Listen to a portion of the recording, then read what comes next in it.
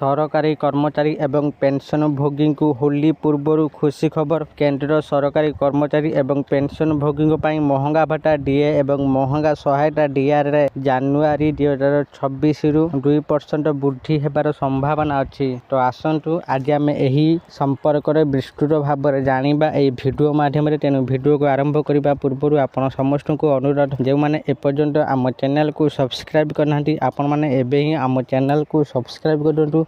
आउ यही वीडियो को बहुत मात्रा लाइक शेयर कमेंट करूँ। तो चलतु डेरी न करके आज भिडियो को आरंभ करवा। बर्तमान डीए 58% हठात सीधा सड़क 2% वृद्धि। तथापि सरकार घोषणा पर ही चूड़ांत अनुमोदन दिज्व, जहाँ परंपरा अनुजाई मार्च 2026 होली पूर्व होबार संभावना अच्छे। कहीं 2% वृद्धि विषय विचार करा जाउची। All India consumer price index industrial workers बा एआईसीपीआई आईडब्ल्यू रो 12 मासर हाराहारी उपर आधार करी डीए गणना करा जाए। डिसेंबर 2025 रे एही सूचकांक 148.2 थिला एवं 12 मासर हाराहारी 150.54 थिला। प्रतिष्ठित सूत्र एवं मूल वर्ष फैक्टर 2.88 व्यवहार करी गणना कले डीए प्राय 60.33% हुए।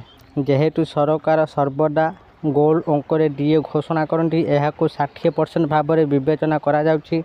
पूर्व जून 2025 तथ्य आधार में सरकार अक्टोबर 2025 रे डीए 55% रु 58% को वृद्धि करथिले। सप्तम वेतन कमिशन पर मध्य डीए कहीं दि जाए। जदिओ सप्तम वेतन कमिशनर कार्यकाल डिसेंबर 31 2025 शेष होता, जेपर्यंत अष्टम वेतन कमिशनर सुपारिश कार्यकारी न हुए कर्मचारी एवं पेंशनभोगी मैंने सप्तम वेतन कमिशनर मूल वेतन उपर डीए पाइबा जारी रखिबे। यार अर्थ होउची डीए वृद्धि पाइब एवं यार लाभ सीधा सड़क दरमा एवं पेंशन रे प्रतिफलित होब। यही कारण जानुआरी 2026 रे डीए वृद्धि कर्मचारी गुरुत्वपूर्ण बोली विवेचना करा जाउची। यह दरमा उपर केते प्रभाव पकाइब। जदि डीए 58% रु 60% को वृद्धि पाए, तेबे दरमा उपर सीधा सड़क लाभ मिल। उदाहरण स्वरूप जो मानकर मूल दरमा 20,000 से मासिक प्राय 400 टंका वृद्धि पाइबे। जो मानकर मूल दरमा 50,000 से प्रति मासरे प्राय 1,000 वृद्धि पाइबे। जो मानकर मूल दरमा 1 लाख से प्रति मासरे प्राय 2,000 वृद्धि पाइबे।